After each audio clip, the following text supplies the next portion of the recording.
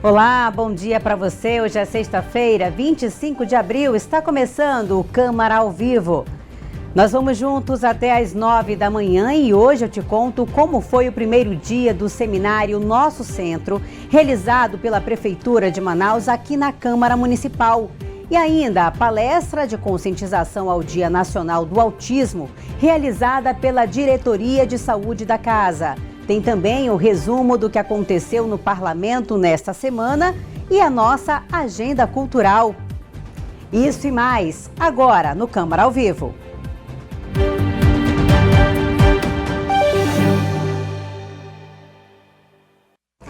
Mais uma vez, um ótimo dia para você que está nos acompanhando pela TV Câmara, pelas redes sociais. Aproveite para nos seguir, @Câmara Municipal Manaus. Tem também a transmissão em tempo real pela Rádio Câmara. É só sintonizar na 105.5 FM, que vai ser um prazer te ter como companhia.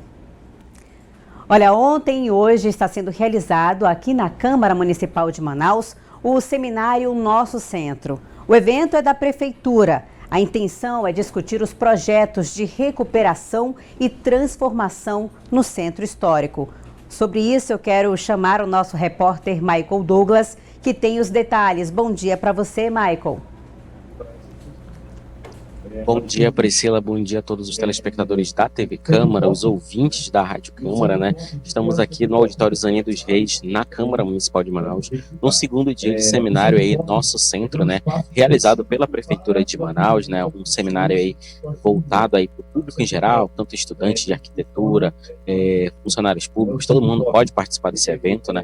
É voltado aí para falar sobre os desafios de revitalização, de reabilitação, como estão chamando aqui também, né? Do centro de Manaus. É um evento assim, muito a respeito de muitas oportunidades, né, de melhoria para o centro da cidade. Nesse momento, quem está falando é o Saulo Viana, titular da SEMASC, né, o secretário da Secretaria Municipal da Mulher, Assistência e Cidadania. Então ele está falando aí, é o primeiro palestrante do dia, né? Depois teremos outras palestras com o titular da Senraf também. Então são diversas palestras. Ontem, o evento começou ontem, né? Ontem a gente conversou com o titular do Inclurb, que está à frente aqui desse evento, né, desse evento. Também conversamos com a Associação dos Arquitetos e Urbanistas aqui do Amazonas, né, falando a respeito desse evento, das oportunidades que ele pode trazer, né, e a gente fez uma reportagem especial para falar sobre esse primeiro dia de evento que ocorreu ontem. Vamos acompanhar agora. O evento foi realizado no Auditório Zaninha dos Reis, na Câmara Municipal de Manaus, colocando em discussão as transformações no centro histórico da capital. Este foi um momento para que gestores públicos, sociedade civil organizada, professores, alunos, moradores do centro e comerciantes pudessem conhecer mais do extenso programa de reabilitação da capital. Até um ano e pouco atrás, a gente não via as pessoas falar com certo interesse em ir ao centro. O manauara já conhece o Teatro Amazonas. O turista vem e olha o Teatro Amazonas numa visitação e depois não tem mais o que ver. Então, esse programa Nosso Centro, e hoje a gente está fazendo o segundo momento dele, que é seminário, a gente está abrindo a discussão com a sociedade.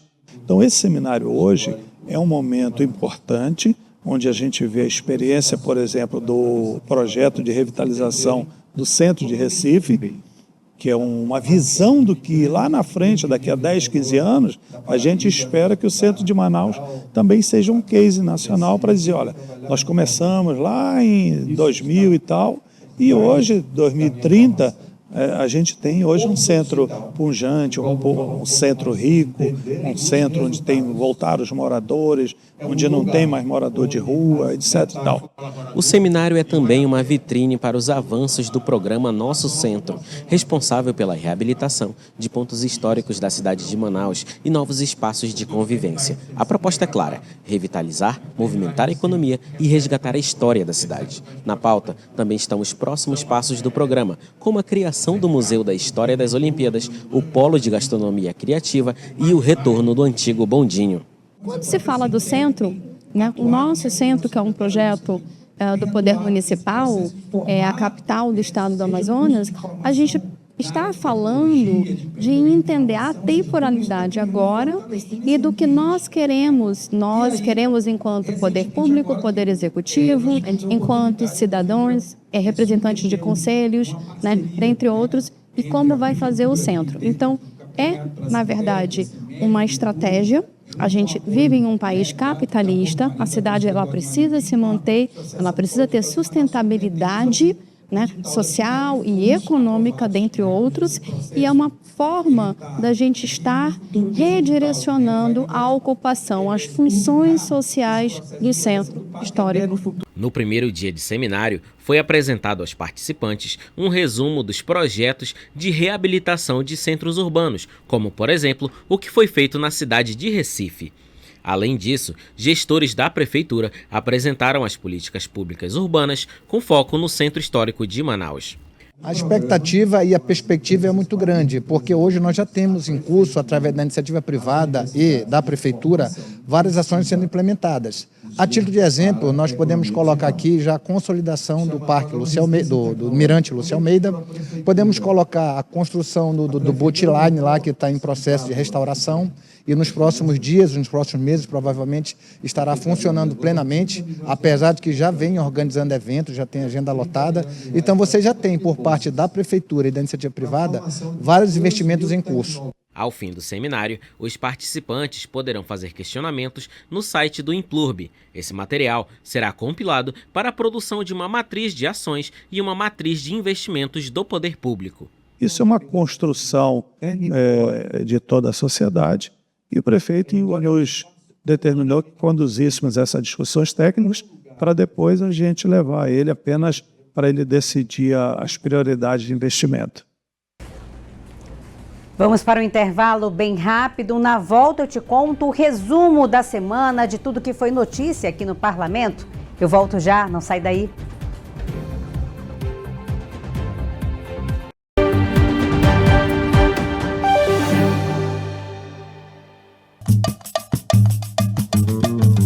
Olá, eu sou o Sor Josu, professor de História e Geografia, influenciador digital, e hoje eu estou aqui para falar sobre maioridade penal. Várias leis trataram da criança e do adolescente em diferentes momentos da história do Brasil. Para se ter uma ideia, no Código Penal de 1890, crianças de 9 anos de idade podiam ser levadas aos tribunais. Em 1927 surge o Código de Menores. A situação começa a mudar um pouco, porque até então a criança e o adolescente, ela não é observada na sociedade brasileira. O presidente Washington Luiz institui esse Código de Menores. Aí pela primeira vez a gente tem uma idade chamada idade penal, né? A partir dos 18 anos. Com os 18 anos de idade, a ótica sobre a criança e o adolescente já é alterada. Eu já começo a olhar a criança com uma certa autonomia e com um certo cuidado também. Na ditadura militar, um outro Código de Menores foi criado que deixa bem explícito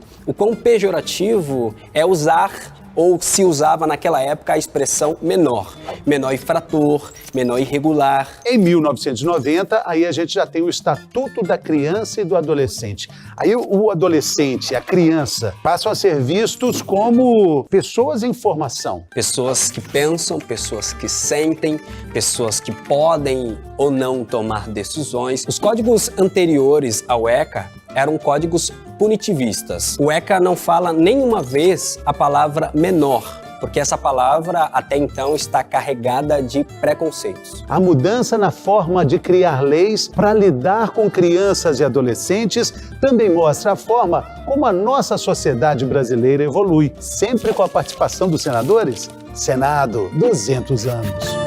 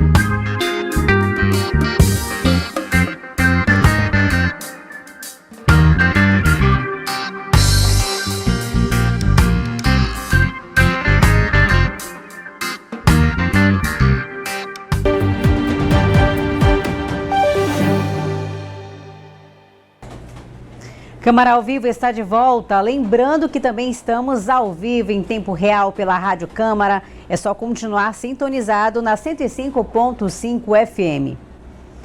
Olha, a semana foi movimentada aqui na Câmara Municipal de Manaus. Se você perdeu alguma coisa, alguma informação, notícia do que aconteceu ao longo dos dias, não tem problema, porque agora a gente mostra para você quais foram as principais notícias no nosso resumo da semana.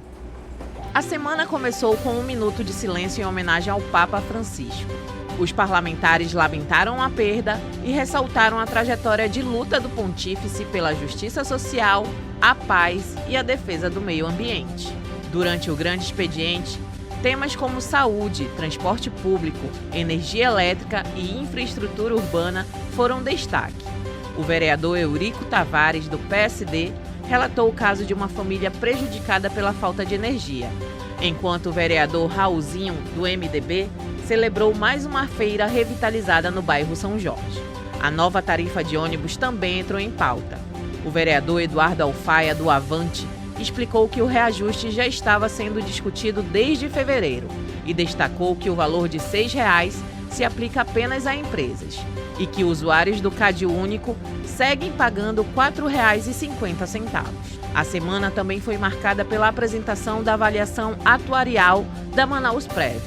O estudo aponta o equilíbrio financeiro e a sustentabilidade do regime próprio de previdência, reforçando o compromisso da Casa com a transparência e a responsabilidade fiscal. Entre as proposições em debate, destaca-se o IPTU Verde, de autoria do vereador Diego Afonso, do União Brasil, que prevê descontos para imóveis que adotarem práticas sustentáveis.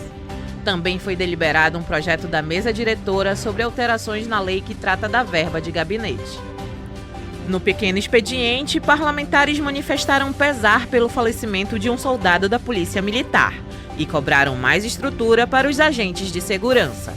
Também foi destaque ainda a proposta de um plano de acessibilidade para Manaus, além de pautas ligadas à solidariedade e à proteção das mulheres. Você pode acompanhar estas notícias mais detalhadas no site cmm.am.gov.br e em tempo real pela TV Câmara, canal 6.3, Rádio Câmara 105.5 FM e no YouTube, @Câmara de Manaus. E não esqueça, estamos também nas redes sociais, Facebook e Instagram, @Câmara Municipal Manaus. Um ótimo final de semana e até a próxima. Olha, agora o nosso assunto é saúde. Isso porque a Câmara Municipal de Manaus promoveu uma palestra de conscientização sobre o Dia Nacional do Autismo. O evento contou com a participação de especialistas no assunto que abordaram a importância do diagnóstico precoce. José Cauê tem 6 anos. É um menino lindo, cheio de energia, muito criativo. Ama pinturas. Ele é o filho mais novo da Jamile, que é servidora terceirizada da Câmara Municipal de Manaus.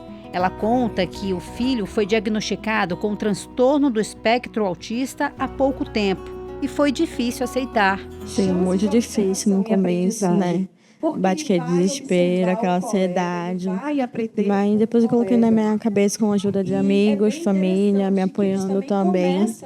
Me deram consolo e eu tô dando força para o José Cauê, que tem 6 anos, foi diagnosticado há pouco tempo com autismo tipo 2. Jamile e muitos outros servidores participaram da palestra de conscientização ao Dia Nacional do Autismo, realizada pela Diretoria de Saúde da Câmara Municipal de Manaus. O evento trouxe orientação e informação sobre o diagnóstico na infância e na adolescência. Primeiramente, eu quero agradecer ao nosso presidente, Davi Reis, que a iniciativa é dele para tornar a Câmara mais inclusiva. Então, a gente procurou fazer esse evento para trazer, né, os autistas, as mães, os pais, para que a gente leve conhecimento a eles. Uma das palestrantes vai falar sobre o diagnóstico, né, que às vezes as mães não sabem realmente diagnosticar, então tem toda uma situação. E mesmo depois do diagnóstico, você também tem uma situação de ter um atendimento multidisciplinar, em fono, com fisioterapia, com psicólogo, psicoterapia, psicossocial. Então, são temas que a gente está trazendo para realmente tornar a Câmara mais inclusiva. As discussões sobre o transtorno do espectro autista têm se intensificado nos últimos anos. Uma pesquisa do Ministério da Saúde americano mostrou que a cada 36 crianças, uma recebe o diagnóstico do TEA. É um termo que vem do grego, autismo, né, voltado para si. Então, são crianças que têm uma dificuldade de interação social e vivem muito no seu mundo interno. Então, o autismo surgiu nesse contexto de pessoas que tinham sintomas nesse sentido. Só em 1943 e 1944, né, os estudos através de sintomas de crianças que tinham a dificuldade de interação social, dificuldade de comunicação, comportamentos repetitivos, foi quando o conceito de autismo foi realmente levado para esse público específico com essas dificuldades, né? O autismo, na verdade, é uma alteração do neurodesenvolvimento. O que isso significa? Que ele precisa aparecer nos primeiros anos de vida, né? E permanecer durante toda a vida do paciente, porque ele faz parte do neurodesenvolvimento. O especialista em psiquiatria da infância e da adolescência explica que a incidência maior do diagnóstico do TEA é nos meninos. Prevalência maior em meninos, né, nessa porcentagem de 4:1. Não que nas meninas tenha realmente uma quantidade menor, mas elas são subdiagnosticadas, né? Geralmente elas conseguem camuflar mais os sintomas e os meninos eventualmente são mais diagnosticados nesse sentido. A recomendação dos especialistas é para o diagnóstico precoce, para que haja um acompanhamento multidisciplinar. A avaliação neuropsicológica ela é uma das etapas, né? Mas essa avaliação ela envolve, ela é multiprofissional. Entra o psiquiatra, entra o neurologista, entra o psicopedagogo, terapeuta ocupacional, psicólogo, enfim, porque a gente precisa entender quais são os prejuízos que essa criança tem. Depende muito dos prejuízos que essa criança tem para poder você fechar esse diagnóstico e pensar já nas intervenções que serão necessárias para poder ajudar essa criança no seu desenvolvimento ou esse adolescente. Esta especialista em terapia assistida por animais falou do trabalho que é desenvolvido pelos cães. O cão, o que ele faz? Eu uso o meu material, que são os coletes, e os meus materiais que são criados. Todos esses materiais, inclusive colete de escrita, né, para desenvolver a escrita, alguns outros recursos que eu utilizo para desenvolver a sociabilidade. Tem outros recursos que eu também utilizo para desenvolver a educação, né, que é no caso da matemática. Alguns eu faço reforço das crianças com a matemática lá dentro. E a atividade assistida, que são algumas brincadeiras. A Mercedes é uma coterapeuta. Uma fofa. Antes da entrevista, estava pedindo atenção. Até que na hora que a câmera apontou para ela, a timidez tomou conta. Tudo bem, Mercedes? Você é uma fofa. Eu vou já falar com você. A diretora de saúde da Câmara Municipal de Manaus já se prepara para o próximo evento, que vai ser em maio. Todo mês a gente está procurando fazer um evento para que a gente se torne mais assim, digamos, que a gente leve mais conhecimento às pessoas e para os nossos servidores também. Mais uma pausa rápida aqui no Câmara ao Vivo. Na volta do intervalo, eu te conto sobre a reunião solene que homenageou mais uma pessoa com o título de cidadã manauara. Eu volto já.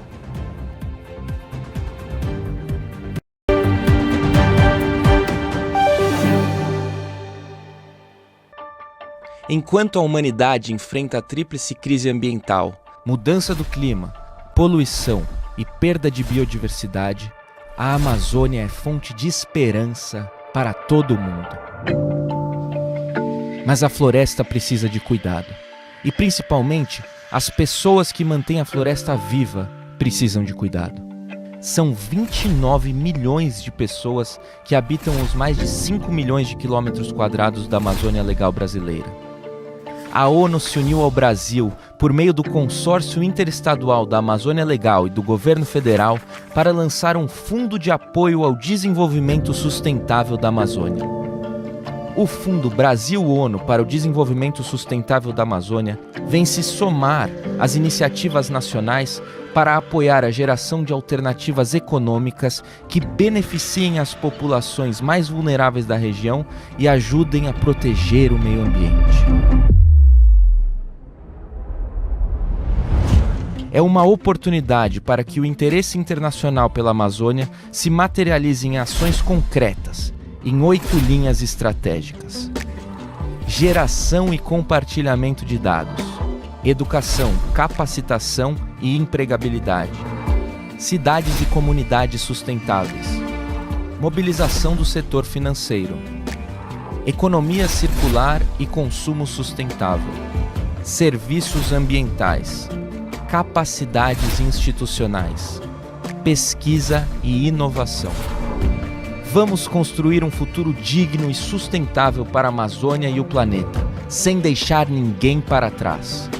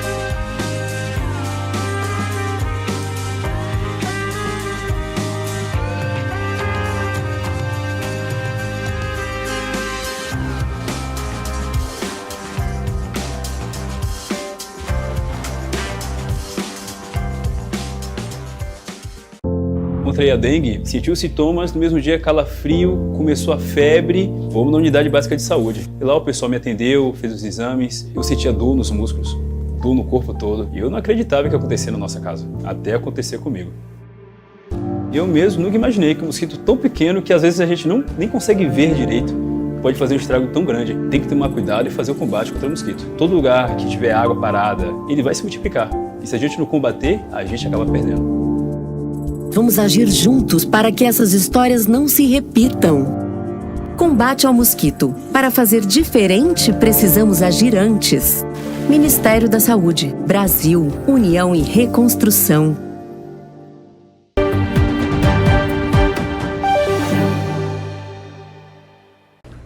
Estamos de volta com Câmara ao Vivo. Olha, ontem foi realizada aqui na Casa Legislativa uma sessão solene para conceder o título de cidadã de Manaus à senhora Maria José Freitas e Silva. A homenagem foi pelos serviços prestados na área da saúde aqui na capital amazonense. A honraria proposta pelo vereador Sérgio Baré reconhece os relevantes serviços prestados por Dona Maria José à capital amazonense, especialmente nas áreas da saúde e da mobilização comunitária. Durante o evento, o vereador destacou que essa foi sua primeira proposta de homenagem desde que assumiu o mandato. Dona Maria José é um patrimônio da comunidade onde ela vive. Foi assim que me descreveram ela. É uma mulher que tem um histórico de luta, de cuidado da sua família, da sua comunidade e das pessoas. Foi agente comunitária de saúde, agente de endemias, técnica de enfermagem e dedicou a sua vida ao cuidado das pessoas. Natural do Maranhão, Maria José chegou a Manaus em 1995 e desde então dedicou a sua vida à saúde e à comunidade, com uma trajetória marcada pela atuação como agente de saúde na zona norte da cidade. Em seu discurso, Dona Maria José agradeceu pela homenagem e ressaltou a importância de valorizar as pessoas em vida, especialmente aquelas que atuam diretamente com o povo. Eu estou muito grata, por esse momento, e o meu trabalho foi um trabalho muito bom, porque eu faço o que eu gosto, e fiz o que eu gosto enquanto eu estava na prefeitura, na área da saúde. Eu era uma agente comunitária com muito orgulho. Sempre fiz o meu trabalho com muito orgulho e gostei muito dos anos que trabalhei como agente de saúde. Jociclene Freitas, filha de Dona Maria José, também fez um discurso no qual destacou a identidade e história da mãe, como mulher nordestina, preta e filha do sertão. Eu gostaria de agradecer a minha imensa gratidão a essa casa legislativa, na figura do presidente e vereador Davi Reis, e especialmente ao vereador Sérgio Varé, por nos proporcionar esse momento histórico e maravilhoso para a nossa família, e acreditar que existem seres humanos ainda verdadeiros. Mas ela não é apenas um nome, Dona Maria José. A senhora é uma mulher que representa as mulheres nessa tarde, representa uma mulher preta, também outra classe tão sofrida com os preconceitos, Ainda, nesse tempo, sofremos preconceitos. Nordestinos também estão representados aqui, neste momento. Sertaneja, que carregava balde de água, quilômetros na cabeça. Essa é a nossa mãe, avó, amiga e rainha. Ela é a soma de todos e de tudo isso junto, e muito mais. Louvada seja a sua vida de infinitas felicidades. Maria José, nosso tesouro, patrimônio familiar e comunitário, que hoje e sempre celebramos. Muito obrigada. A presidente da Fundação de Vigilância em Saúde do Amazonas, Tatiana Amorim, também prestou homenagem e agradeceu pelos anos de serviço dedicado de Dona Maria José. É com imensa honra que, neste ato de concessão do título de cidadã de Manaus, tenho a responsabilidade e a alegria de representar o nosso governador e, em seu nome, prestar esta merecida homenagem a uma mulher cuja trajetória ecoa o verdadeiro sentido do serviço público e da dedicação à vida, Maria José Freitas e Silva. Nascida no Maranhão, Maria José escolheu o coração da Amazônia para plantar suas raízes. E foi aqui que floresceu. Tornou-se mais do que uma agente comunitária de saúde. Tornou-se ponte entre o Estado e o povo. Tornou-se presença constante, escuta sensível, ação silenciosa, aquela que, mesmo sem alarde, transforma realidades. A trajetória de Maria José nos lembra que a saúde começa antes da chegada aos hospitais. Ela nasceu no cotidiano das casas simples, na confiança do olhar, na palavra que orienta e na escuta que acolhe. Nasce do vínculo entre o agente de saúde e a comunidade. Um elo invisível, mas essencial. Olha, agora a gente muda de assunto, porque hoje é sexta-feira e tem quem goste, de curtir o fim de semana com uma programação bem legal. Na nossa agenda cultural tem várias opções de programas que você pode fazer sozinho, de casal ou até em família. Confira. Final de semana chegando e você ainda está sem ideia do que fazer? Não se preocupe, porque aqui a gente te mostra os melhores eventos que ocorrem na nossa cidade. Pois começa agora a sua agenda cultural.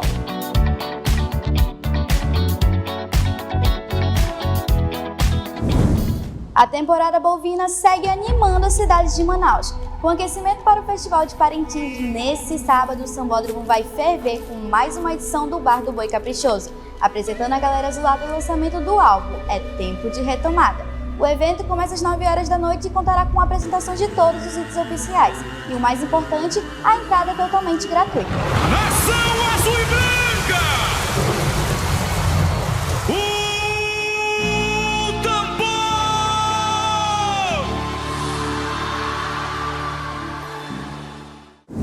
E ainda nesse sábado vai acontecer a grande turnê da dupla Jorge Mateus. Uma dupla que marcou o sertanejo brasileiro e traz para Manaus a sua turnê de 20 anos, que marca também a despedida dos palcos. O evento acontece na Arena da Amazônia a partir das 9 horas e o ingresso já está disponível no site q2ingresso.com.br. Dessa conversa Eu sou difícil mesmo, mas pra quem não me interessa.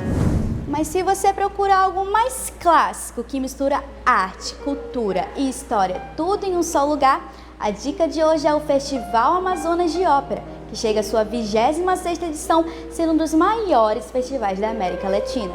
O evento acontece no Teatro Amazonas até o dia 18 de maio e começa às 7 horas da noite.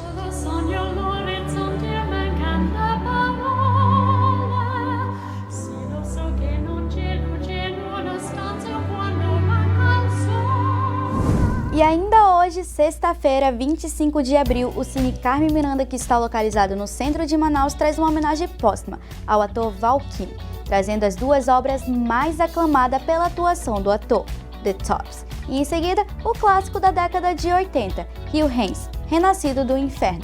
O evento é totalmente gratuito. E aí, gostou das nossas dicas? Essas e outras informações você acompanha aqui na TV Câmara. Eu te vejo na próxima Agenda Cultural. Tchau, tchau! Por hoje é só, muito obrigada pela sua companhia. A gente volta a se encontrar, é claro, na segunda-feira, 8h30 da manhã, aqui na TV Câmara, pelas redes sociais e também no nosso canal no YouTube. Sem esquecer da rádio, sintonizando na 105.5 FM. Um ótimo fim de semana. Até lá. Tchau!